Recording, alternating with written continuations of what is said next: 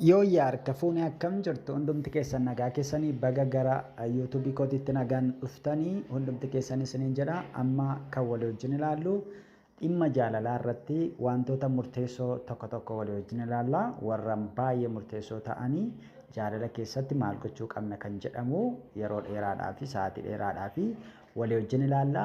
Namoonni haaraa taatan illee sumaanii odoon jalqabin dura YouTube koo kana subscribe gochuu hin dagatina, akkasumallee like gochuu, share gochuu, comment illee barreessuu hin dagatina. Isiniin jedha baga gara YouTube kootitti nagaan dhuftan. Egaa akkuma beekamu dhimmi jaalalaa dhimma ulfaataa ta'ee jira yeroo ammaa kanatti, keessumaatti dargaggoota biratti dhimma baay'ee yaaddessaa ta'ee jira. Rakkoo gurguddaatu jira. Isaaf immoo furmaata ta'a jedhee waanan qabadhee fide qaba. Innis bal'inaanii jaalalli tokko maal of keessaa qaba kan jedhamu, akkamitti deemuu qaba, nama nu jaallatu tokko akkamitti adda baasna, nama nu goyomsaa jiru akkamitti adda baasna, jaalalli dhugaan maa inni, yoo si jaallata ta'e maal godhaa, yoo si jaallate ta'e maal gooti kan jedhu tokko walii wajjin yeroo itti ilaallu ta'a jechuudha. Egaa mata dureen keenya irraa jaalala jedha. Jalqaba maalirraa kaana? Hiika jaalalaa kaana. Akkuma beekamu namoonni kallattii adda addaadhaan dhimma jaalalaa ilaalchisee hiika adda addaa kennu. Warri kaanii akkuma isaanii galetti hiika mataa isaaniitti kennu jechuudha. Garuu ani immoo asirratti kana dubbachuu barbaadu akka saayikolojiin jedhutti jaalala jechuun maal jechuudha? Hiika saayikolojiidhaananiiti isiniif kennaa jechuudha. Jaalalli jechuun akka saayikolojiin jedhutti jaalalli miira walxaxaa kan ta'edhaa fi baay'ee miira walxaxaa, baay'ee miira gadi fagoo namni tokko ibsuu hin dandeenyedha jechuudha. Miirrichi miira akkamiidha? Jaalalli jechuun miiraa jechuudha. Miira keessaa immoo miira akkamiidha? Miira baay'ee walxaxaa ta'ee namni tokko ibsuu hin dandeenyedha jechuudha. Yeroo baay'ee kanaaf jaalala akkaataan nuyi miira jaalalaa akkaataan nuyi itti ibsinu ni dhabnaa jechuudha yeroo baay'ee jechuudha. Kanaaf miira walxaxaadhaa ibsachuun ulfaataadha. Mallattoodhaan namarratti nama jaalalli qabeef hin qabne tokko beekuun ni ulfaata. Gabaabumatti jaalala jechuun maal jechuudha? Jaalala jechuun gabaabaatti maal jechuudha? Miira jechuudha jechuudha. Miira akkamiidha? Miira baay'ee walxaxaa ta'edha jechuudha jaalala jechuun. Kanaaf waa'ee jaalalaa akkasitti ilaaluun nurra jiraata. Kanaaf jaalalli maalii wajjin wal qabataa? Akka saayikolojiin jedhutti yeroo baay'ee fayyaa sammuu fi qaama keenya irratti dhiibbaa guddaa geessisuu danda'a. Fakkeenyaaf yoo maal ta'edha innis, fakkeenyaaf jaalala keessatti namni tokko milkaa'uu yoo dadhabe yookiis bireekaap kan jennu yookiis gargar ba'iinsi yoo dhufe inni kun maal miidhuu danda'a jedha? Fayyaa sammuu fi fayyaa qaama keenyaa irratti dhiibbaa guddaa geessisuu danda'a jechuudha. Kanaaf yoo jaalala kana irratti immoo milkoomne jaalalli kun maal ta'uu danda'a? Jaalalli kun fayyaa sammuu keenyaaf illee barbaachisaa ta'uu danda'a jechuudha. Amma kanatti aansinee kan nu ilaallu qabxii barbaachisoo namni tokko fakkeenyaaf utuu jaalala hin jalqabin dura maal gochuu qaba? Utuu jaalala hin jalqabin namni tokko maal gochuutu irraa eegama? Maal gochuu qaba? Utuu jaalala hin jalqabin namni tokko kan jedhu walii wajjin ilaallaa jechuudha. Akkuma beekamu namoonni baay'een yeroo baay'ee dargaggoonni keenya akkasumatti ilaalanii jaallatu. Isheenis akkasumatti ilaaltee jaallatti malee waa'ee jaalalaa beektee waa'ee jaalalaa kana sirriitti hubattee miti. Innis waa'ee jaalalaa kana hubatee miti. Garuu akkasumatti maal ta'u yeroo baay'ee walitti dhufu, sin jaalladha jedhu, jaalala waliif ibsu, akkasumatti jaalallatti seenu malee waa'ee jaalalaa sirriitti beekanii waa'ee jaalalaa sirriitti hubatanii natti hin fakkaatu jechuudha. Yeroo baay'ee yoo teessanii ilaaltanii jechuudha. Yeroo baay'ee jechuudha. Walumaa galatti yeroo baay'ee qofa osoo hin taane irra guddeessa waa'ee jaalalaa beekanii miti. Akkasumatti godhu jechuudha. Kanaaf maaltu ilaalamaa jenna gaa? Piikchariin kun wantoota mul'isan qabu. Jaalala duraa qabxiiwwan ijoon wanti ilaalamu inni tokkoffaa duudhaa fi amantaadha. Hiriyyaan keenya suni maal qabaachuu qabdi? amantaa fi galmi jireenyaa keessan wal fakkaataa ta'uu qabaa jechuudha. Amantaa gaafan jedhu asirratti bakka waaqeffannaa yookiis religious isa jennu sana miti. Namni akkasumatti amantaa qaba, ilaalcha wajjin waan wal qabatu qaba. Kanaaf ilaalchi nama sanaa fi duudhaan nama sanaa fi duudhaan kee wal fakkaachuu qaba. Fakkeenyaaf ati nama naamusa qabu yoo taate, hawaasa keessatti nama noormii eegu yoo taate, namni sun immoo nama noormii hin eegne, hawaasa keessatti nama kabaja namaaf illaanne, iddoo namaaf illaanne yoo taate namni suni maal ta'a jechuudha. Jaalalli keessan suni mismaachi ta'a, waliin madaalu, walitti hin dhufu jechuudha. Faallaa walii ta'a jechuudha jaalalli keessan. Kanaaf isin tokkoffaa irratti wanti isin ilaaltan inni guddaan maalidha yoo jettanii, duudhaan keessan yookiis hawaasa keessatti naamusi nama sanaa fi naamusi kee wal fakkaachuu qaba. Akkaataan ilaalcha keetii fi akkaataan ilaalcha nama sanaa wal fakkaachuu qaba jechuudha. Inni jalqabaa, qabxiin jalqabaa isa kanaadha. Qabxii kana miis gochuu hin qabnu jechuudha. Inni lammaffaanii akkaataa namootaa wajjin walitti dhufeenyi uumtanii baay'ee murteessaadha. Fakkeenyaaf hariiroon ati nama kan biraa wajjin uumtu, isheen illee nama kan biraa wajjin uumtu suni akkamiin, hariiroo akkamiin, hariiroon keessan kuni maal ta'uu qabaa? Walitti dhufeenya baay'ee murteessaadha hariiroon keessan jechuudha. Rakkoo ibsachuu fi rakkoo furuu fi miira ofii ibsachuu fi hariiroo keessatti wal amantaa uumuuf wal quunnamtii gaariin barbaachisaadha. Hariiroo gaarii nama qabdu ta'uu qabdi jechuudha. Namoota wajjin nama hariiroo gaarii qabu yoo taate, atis namoota wajjin nama hariiroo gaarii qabu yoo taate baay'ee filatamaadha jechuudha. Inni sadaffaanii sammuu miiraa yookiis qaroo miiraa yookiis emotional intelligence kan jennu ni ilaalamaa jechuudha. Innis maal jechuudha? Dandeettii miira ofii hubachuu fi dandeettii akkasuma immoo miira ofii to'achuudha. Akkasumallee namoota biroodhaaf dandeettii eeggannaa gochuu qabnaa jechuudha inni kun jechuudha.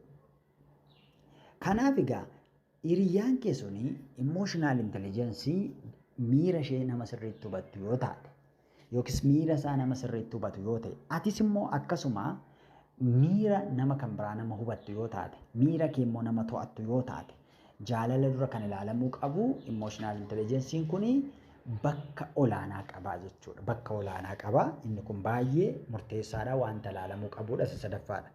Inni arfaffaanii jaalala keessatti yookiis jaalala durallee wanti murteessaa ta'e amanamummaadha.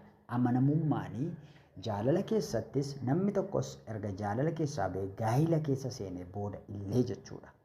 Booda illee maayinni amanamummaanii wanta baay'ee bu'uuraa fi wanta baay'ee murteessaadha jechuudha. Kanaaf namni amanamummaa qabaachuu qaba jechuudha. Amanamummaan hariiroo kamiyyuu keessatti waan bu'uura. Jaalala keessatti immoo amanamummaanii murteessaadha. Kanaaf hiriyyaa ati barbaaduu qabdu hiriyyaa amanamaa taate yookiis hiriyyaa amanamaa ta'e barbaaduu qabda jechuudha. Hiriyyaa hin amanamne, amanamummaa hin qabne yoo jaallatte yookiis miidhaa keessa galuu dandeessa gara fuula duraatti waan ta'eef jechuudha. Inni shanaffaan jaalalatti osoo hin galin dura maal gochuu qabna yoo jettanii, seenaa jaalalaa walii beekuun gaariidha. Baakgiraawundii walii beekuun gaariidha. Utuu jaalalatti hin galin dura seenaa jaalalaa akkam akkamii qabdi? Kana dura eenyu wajjin haasa'aa turte? Laayifii akkamii dabarsite? Naannoon ishee sana beekuun dirqama. Sana hin beektu yoo ta'e seenaa jaalalaa isheen dabarsite yoo hin beektu yoo ta'e maal ta'uu danda'a jechuudha? Riskii uumuu danda'a waan ta'eef seenaa jaalalaa walii beekuun baay'ee bu'uuraa jechuudha. Wal qorachuun bu'uura. Muuxannoo inni kana dura jaalala irratti qabu isheen qabdu rakkoo akkamii akka mudate akkamitti immoo akka furaa ture gaafachuu sirra jiraata. Nama duraa wajjin wal dhiise maaliif wal dhiise? Rakkoo maaliitu uumame? Seenaa jaalalaa walii beekuun jaalala keessatti iddoo guddaa waan qabudha jechuudha. Inni ja'affaan jaalalatti osoo hin dura wanti baay'ee bu'uuraa fi qulfii ta'e maalidha yoo jettanii, dandeettii adda addaa guddifachuudha. Yeroo baay'ee namoonni kan isaan luus godhan, kan isaan yeroo baay'ee rakkina isaan qabaatan maayini inni guddaa yoo jettanii, maalidha yoo jettanii, rakkoon isaanii inni guddaa jaalala akkasumatti jalqabu malee jaalala sanaaf immoo dandeettii akkamii barbaachisaa, iskiilii akkamii barbaachisaa kan jedhu hin beekan. Fakkeenyaaf dandeettii dubbachuu, communication skill horachuu, akkasuma immoo rakkoo furuu, dandeettii rakkoo furuu, emotional intelligence kanan jedhe qaroo miiraa yookiin sammuu miiraa sana guddifachuullee isaan barbaachisaa jechuudha. Yeroo baay'ee isa kanarratti hin xiyyeeffatan namoonni baay'een jechuudha. Garuu akkasumatti yeroo isaan wanni ta'an argita dandeettii dubbachuu, rakkoo furuu, wantoonni akkas akkasii wantoota baay'ee bu'uuraa fi baay'ee wanta ijoo ta'edha jechuudha. Akka kanatti yoo ilaallee jaalalatti isa kana ulaagaa kana ilaalle wantoota gurguddaa ja'aan ankaasa ilaalle yoo itti seenne jaalala keessatti miidhamaa hin taane nuyi maal ta'uu dandeenya fayyadamaa ta'uu dandeenya malee jechuudha. Inni ittaanu wanta ankaasuu barbaadu maalidha yoo jettanii faayidaa jaalalaadha. Faayidaa jaalalaa. Jaalalli faayidaa akkam akkamii qaba? Jaalalli faayidaa mataasaa danda'e ni qaba. Isa ilaallaa jechuudha. Tokkoffaa namni jaalala keessa jiru maal argataa yoo jettanii deeggarsa miiraa argata. Namni jaalala keessa jiru, namni jaallatee jiru maal qabaa? Deeggarsa miiraa qaba. Deeggarsa miiraa argataa jechuudha. Deeggarsa miiraa qaba jechuudha. Jaalalli miira tasgabbii fi jajjabinaa namaaf kennuu danda'a. Namni baay'een akkasiif yaadu yeroo rakkinaatti siif jiraatu akka jiru hubattaa jechuudha. Nama akka of biraa qabdu, namni ati rakkina kee itti himattu, namni ati wajjin mari'attu, namni miira kee tasgabbeessu, yeroo dhiphattu namni ati wajjin haasoftu tokko akka jiru hubattaa jechuudha. Inni lammaffaan faayidaan jaalalaa gammachuu dabala. Jaalala keessa jiraachuun miira gammachuu namaa uumaa jechuudha. Faayidaan isaa inni guddaa kana. Kanaaf namni jaalala keessa jiru hin gammada yeroo baay'ee jechuudha. Nama jaalala keessa hin jirre irraa namni jaalala keessa jiru gammachuu qabaa jechuudha. Inni kun faayidaa jaalalaa isa lammaffaadha.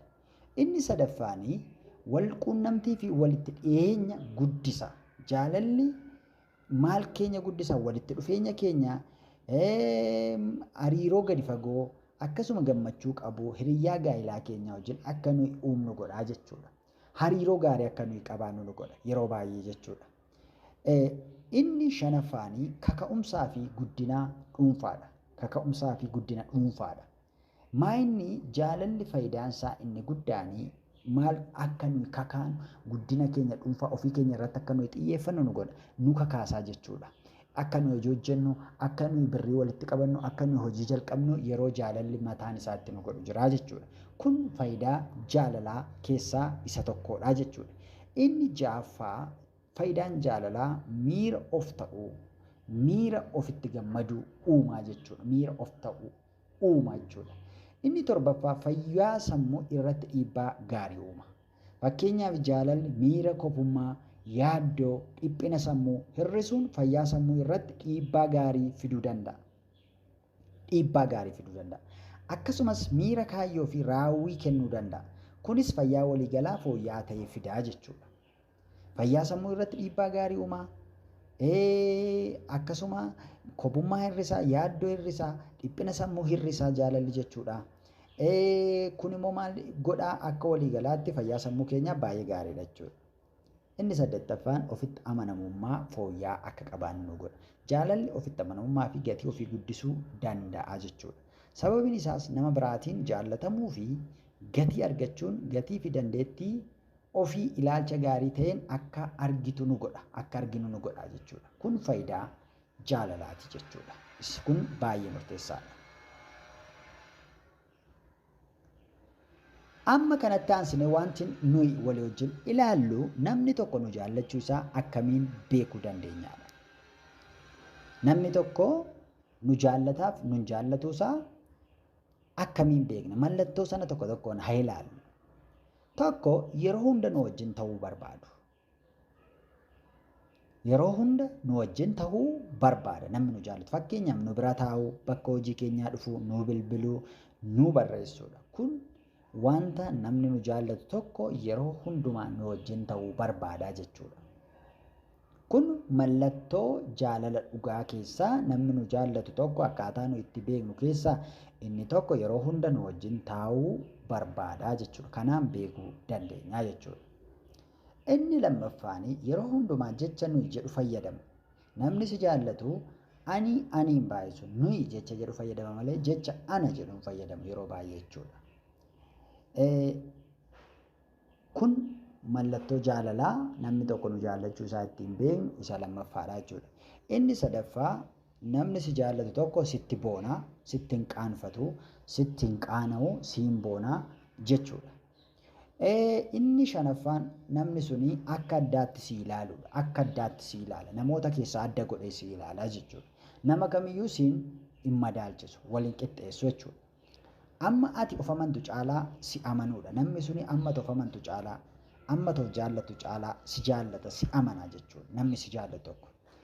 Inni itti aanu rakkoo isaanii sin dhoksan. Namni si jaallata rakkoo isaa sin dhoksu sitti hima jechuudha. Inni dhuma si tajaajiluu filata torbaffaan, si tajaajiluu filata, si gargaaruu filata. Kun mallattoo nama nu jaallate tokko ittiin beeknudha jechuudha. Karoora isaa keessa si galcha. Karoora isaa keessa si galchaa jechuudha. Gammachuu keetti ni gammada. Yoo itti gammadde ni gammada jechuudha. Waa'ee kee hiriyoota isaatti hima. Namoota qabu jedhu hundatti waa'ee kee himaa jechuudha. Fakkeenyaaf qaamaan si tuqafaadha jechuudha. Si dhabuu hin fedhan warra sirriitti si jaallatan jechuudha. Kun akkaataa nuyi itti namni tokko si jaallachuu isaa ittiin beeknudha. Kun paartii jalqabaati. Paartii lammaffaa irratti illee nan dhufaa. Asumaan laayik gochuu, koomentii gochuu, sabiskiraayib gochuu hin dagatina. Namoonni illee barnoota saayikooloojii hordofuu barbaadan illee keessaan naquunnamuu na dubbisuu ni dandeessu jechuudha. Galatoomaa.